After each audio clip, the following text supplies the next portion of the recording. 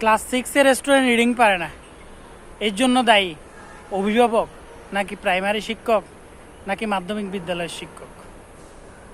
আসলে আমি দোষ দেব অবশ্যই প্রাইমারি বিদ্যালয়ের শিক্ষকদেরকে, আর প্রাইমারি শিক্ষা অধিদপ্তরকেও দোষ দেব, কারণ তারা এখানে শুধু মহিলা কতগুলাকে নিয়োগ দিছে, যার কারণে আসলে তারা যথাযথভাবে পড়াতে পারে না, পড়াইলেও পড়াই না। তারা সব এক জায়গায় যখন সব মহিলা হয়ে যায়, তখন এখানে একটা গল্প গুজবের পরিবেশ সৃষ্টি হয়, যার কারণে তারা পড়াশোনা করানোর চেয়ে গল্প গুজবে বেশি মনোযোগী দেওয়া হয়।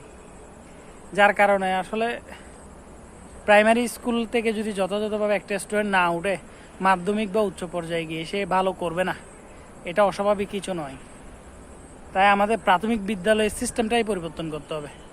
রিডিং পড়তে না পারলে সে অন্তত ক্লাস 3 থেকে 4 উঠতে পারবে না, এমন একটা বিধান করতে হবে।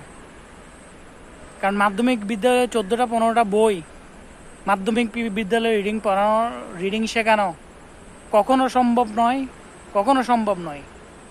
তো আমি ভুল হলে দায়টা কার, আপনারা একটু বলে যাবেন কমেন্টে, যদি আমার ভুল হয়ে থাকে বিশ্লেষণ।